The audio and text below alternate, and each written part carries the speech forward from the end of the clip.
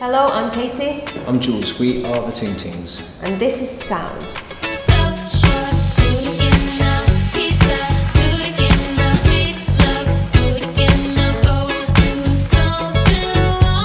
We toured Sounds from Nowheresville for about a year and a half. We finished touring in China and moved to Ibiza to write and record the record. So we've been in Ibiza for about a year and a half.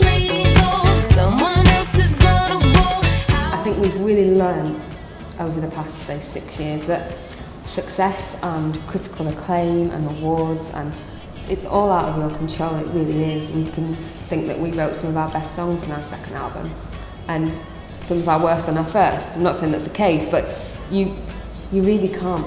For us, we can't work and write songs thinking about the success of it or not. We're really proud of That's Not My Name, Shut Up and Let Me Go. But we could never sit there just trying to make kind of songs the same. It would be really boring, and I don't think people would enjoy it. In 20 years' time, you know, did we really want to churn out a second album with 4 more fake That's Not My Names in it, or did we want to be creative? And I think we'll feel like we made the right decision in 20 years' time, hopefully. After our second album, we really wanted to behave like a new band. For us, it's really important, all those little details and building it in quite like an honest, maybe a slower way, but it's an honest, sincere way. And after 6 months of putting out kind of good creativity, you hope that people start to really enjoy your band. So the reaction's been amazing so far, and we're really excited by that. Supercritical, the song, it's a play on the word supercritical. So we wrote the song from a way of, you know, somebody in kind of a supercritical condition, so not in a great place, and people being very supercritical of that person, or vice versa. The actual word, if I'm completely honest, comes from a bag of weed that was lying around the studio, and it said supercritical on it, and both myself, Jules and Andy sat there and went, what a great word. It was so graphic, and you could see the font for it, and so that's where we first found the name supercritical, and then we put kind of a story around it about judging people and being judged and kind of subverting it. We made the album Supercritical after being really heavily influenced by kind of Studio 54 in New York, a lot of kind of disco funk that was coming out of New York back in the early 80s, late 70s. We've got to a place now with this record that we're really happy with it. And like every record we make, we always try to make a different record. We always, like the second record, we were influenced by Beastie Boys and stuff like that. This record, much more about 80s funk. The first record was much more punk, so we're going through another kind of change in our lives, I guess.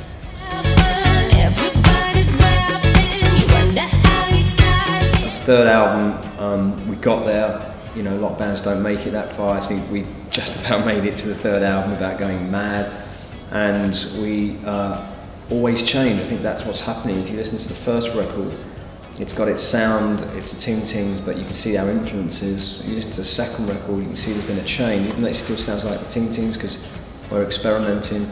I think the one thing we're really going to be delighted about is that when we look back, every record sounds different, and that's made us, or kept us enthusiastic about being creative. I think we're not great people unless we're really got our hands dirty with art and music.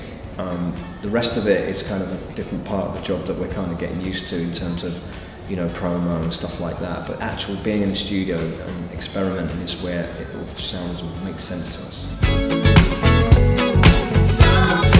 Where we was quite strict about, no, we don't want to work for anybody else, we want to do it ourselves.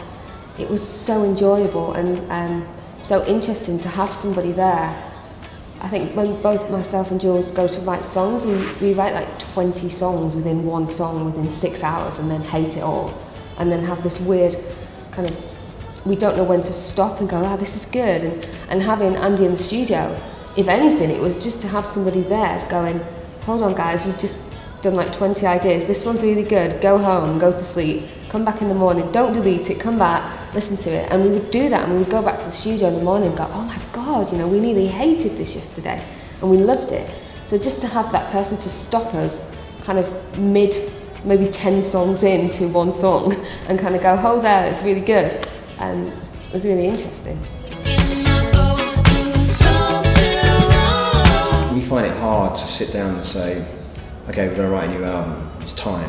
There is no time, it just has to happen. And me and Katie, our lives, something has to make us want to do it. We just done a live show, our first live show in London the other night, and we came off stage and we were sweating, it rocked, and we really enjoyed it.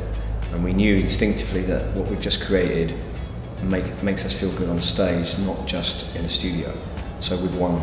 I know it. It's just like, you know, we can now tour that with some sort of satisfaction. And if we can get to album 4 and 5, we'd love to fuse kind of, I know, country and funk on the next one, go to Nashville, and I mean, maybe call Lindsey Buckingham up or something. We're big fans of Fleetwood Mac. I'm not saying that's what's going to happen, and we have plans to do this record. It will change.